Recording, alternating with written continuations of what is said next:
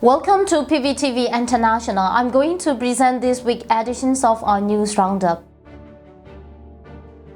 Cabinet News: NUG acting president, violations of military code of conduct merit legal punishment. At a cabinet meeting on January 23, acting president of the National Unity Government, Tuwalashila, emphasized the importance of adhering to military code of conduct in line with the principles established during the revolution. He stated that any activities violating this rule should be addressed with appropriate legal measures, emphasizing that the principle must be adhered rigorously by all People's Defense Forces. While recognizing the inevitability of the People's Defensive War, the acting president underscored the significance of political engagement. He stressed the need for a balanced and mutually beneficial relationship between politics and the revolutionary movement. The acting president cautioned against overlooking the importance of our own resistance and military ethic in the face of the terrorist military culture, highlighting the irrationality of such a stance. Central Committee for Interim Implementations of Local Administration, NUG Prime Minister urges precise use of tax fund for sector prioritizations in local administration. At the Central Committee for Interim Implementations of Local Administration meeting on January 26, Prime Minister Mawin Kaidan of the National Unity Government underscored the critical need for township to brutally allocate tax fund to prioritized sectors. As financial management gains heightened significance this year, it is imperative for township to manage received tax fund with precision and accuracy, stated the Prime Minister. He emphasized the importance of efficient fund utilization, specifically highlighting on reusing funds and prioritizing sectors. He urged township to diligently focus on this imperative matter. Ministry of Defense, Defense Minister Uyimon and KIA Chief of Staff inspect capture outposts. In an announcement on January 27, the Ministry of Defense disclosed that the Minister of Defense Uyimon and the Chief of Staff of the Kachin Independence Army (KIA), Chief Commander No. 1 Military Region, Lieutenant General Khao Luong, undertook a comprehensive tour of recently captured outposts in Manwinji area of Mansi Township, Kachin State. The delegation, consisting of the Defense Minister and KIA Chief of Staff, inspected occupied areas, towns and villages, evaluated military equipment, and engaged with captured prisoners of war and those seeking refuge. The announcement further confirmed the allocations of seized military equipment to support the People's Revolutionaries. NUG declares transition from Grand Strategic Defensive to Grand Strategic Offensive position. As of the conclusion of 2023, the revolutionary forces have successfully shifted from a strategic defensive to a strategic offensive position. The Ministry of Defense of the National Unity Government announced in January that the ongoing Operation 1027, led by the Three Brotherhood Alliance, has proper resistance and revolutionary warfare to a high level. A noticeable transformation is evident in the control of cities and major roads in northern Shan, and there are also significant setbacks for the Myanmar military forces across hundreds of bases in Rakhine and surrounding areas. Trade points have undergone a shift, with revolutionary forces establishing dominance along the borders of the People's Republic of China, the Republic of India, and the Kingdom of Thailand.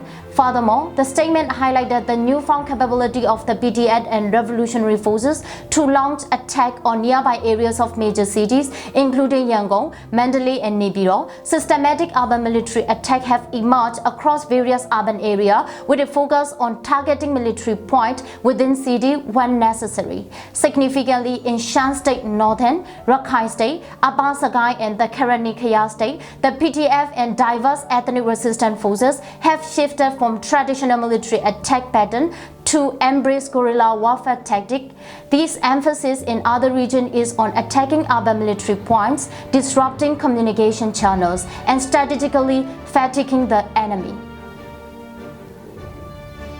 NUG empowers Battalion weapons and honors. The Ministry of Defense conducted an arming ceremony at the front line on January 25 for Battalion 5101 of the People's Defense Army (PDF) Yangon Region Military Department. During this ceremony, the weapons from Battalion 5101 were formally received by Battalion Commander Comrade Ogata and Company Commander Comrade Sangye. The Sniper Unit and Discipline Model Award were also presented to recognize the outstanding collective achievement in overcoming the enemy on the battlefield. Officers clarifying the strategic objectives of arming the People's Defense Army within 3 years, emphasizing the ability to execute operational goals. The commitment includes strict adherence to ethical standards, equipping soldiers with the necessary weapons to overcome the terrorist military culture and safeguarding the people. Joint Revolutionary Forces seized terrorist military council camp in Moon State operation. On January 22nd, the Ministry of Defense and military headquarters jointly announced that the Joint Revolutionary Forces successfully attacked and seized control of the Suspension Bridge Gate camp of the terrorist military council, shifted near Mokkanin village in Yi Township, Moon State. The operation executed under the command of Southern Military Region 3, Strategy 33, involved various groups such as Moon State Revolution Force, MSRF, Donald Column, Ye Guerrilla Force YGF, Student Army Battalion 1, Moon State Revolutionary Organization, MSRO, Ye Defense Force YDF, and Yale Eagle Force. The intense battle resulted in the eliminations of at least 10 terrorist military soldiers with the captures of 2 60mm mortars, small arms and ammunition from the enemy camp. Ministry of Human Rights, terrorist military council commits atrocity in Meo village. The Ministry of Human Rights announced on January 22nd that the terrorist military council tortured, dismembered and burned to death 5 civilians in Meo village, Battalion Township, Shwebo District, Sagai region. On January 18, 100-strong joint force from the No. 4 Operations Command Headquarters and No. 708 Infantry Battalion, part of the Myanmar military, adopted 14 local women and children, taking them as human shields in Meo village. 5 children were subjected to torture, dismemberment and burning. The group departed for Layagong village on January 19. Ministry of Home Affairs and Immigration, People Defensive War, 60 military council members killed in public response. In response to the violent suppressions, arrests and killing orchestrated by the illegitimate military council, the Ministry of Home Affairs announced on January 24 that 60 members of the councils were killed and 8 were injured within a single day. This marked a decisive response as part of the People's Defensive War on January 23. The public, asserting their right to self-defense, stood against the actions of the terrorist military council. Terrorist Myanmar military's attack on Tet Dugong village leaves 4 dead. On the morning of January 19, the No. 314 Artillery Zone of the No. 606 Artillery Camp Headquarters under the terrorist Myanmar military launched 2 heavy weapons attack on Tet Dugong village in Bilin Township, Jaito District, Moon State. Despite the absence of fighting in that area, the incident resulted in the death of 4 innocent people and serious injuries to 4 others, including a 2-year-old child, according to the Ministry of Human Rights of the National Unity Government. The ministry affirmed its commitment to diligently pursue justice and hold the Myanmar military accountable for the crimes committed. The overarching goal is to achieve equality, peace and justice for all the people. Soldiers successfully trained in drone operations and bomb deployment by Federal Wing Team. Comrades from the Security and Special Task Force Mandalay under the People's Police Force and comrades from Normal Detectorship People Defense Force NMD have successfully completed training conducted by the Federal Wing Drone Team. The training covered flying and installing drone as well as the operations of bomb deployment. The completion of the 1-month training for 20 soldiers was reported on January 27.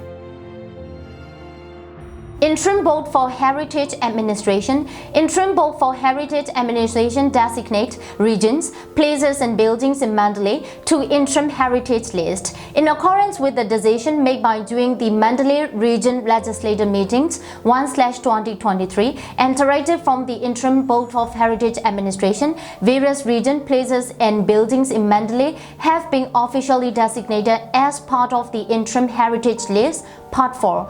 These decisions align with the policies issued by the Interim Heritage Management Central Organization, and it is governed by the Protections and Preservations of Central Heritage Region Law 2019, Protections and Preservations of Ancient Monuments Law 2015, Counter-Terrorism Law 2014, as well as relevant domestic and international laws. The official announcement was made on January 25. Overview of military operations in 4th week of January 2024. In the 4th week of January 2024, significant developments occur in Myanmar. The current state border guard force, 13, declared independence, refusing to follow the Myanmar military orders.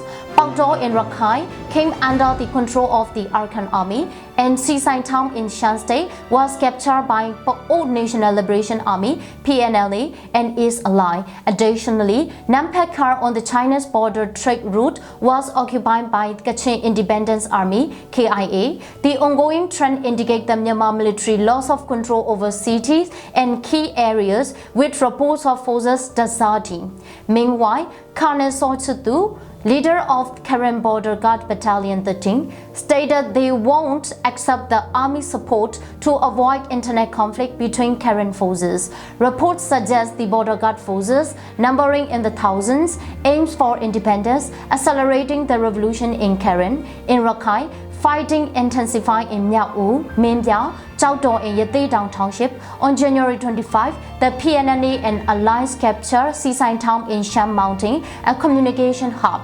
Despite being a signatory of the Nationwide Ceasefire Agreement (NCA), the PNLA resumed attacks on the Myanmar military, speeding up resistance in the Shan region. The Kachin Independence Army took control of Nampakar near Muse, the Chinese trade gate in northern Shan, capturing LIB 123 base battalion with significant weaponry.